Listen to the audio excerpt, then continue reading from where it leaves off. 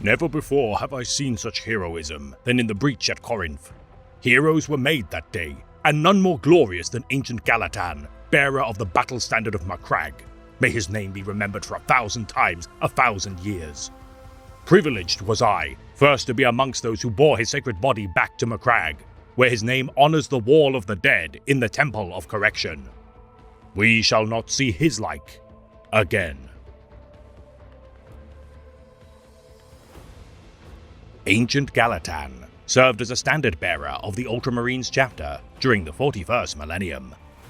Carrying the banner of Macragge into battle, considered by the Sons of Guilliman as their most sacred battle icon, this relic was said to have been gifted by the Emperor himself to his noble son close to the beginning stages of the Great Crusade.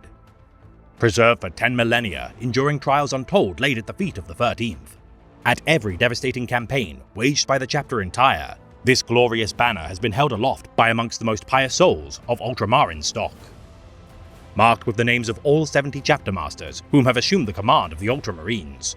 All who carry this priceless relic earn the title of Ancient as a mark of their veterancy in battle. Galatan's duty to raise its majesty high to inspire his kin during the Corinth Crusade of 698.M41, though risking life and limb for countless battle against foes of the Imperium, it would be against its most savage nemesis that his honor was besmirched. The conflict waged against the War of Skargor, forcing Galatan to briefly drop his standard as the war boss severed his arm. As Skargor attempted to break its adamantium staff with its power claw, Galatan impaled the greenskin through its head, instilling a panic within the Orc ranks. His wounds ensuring his death, with his otherwise peerless responsibility now broken, regardless of his minor slight made to the chapter in letting his standard fall.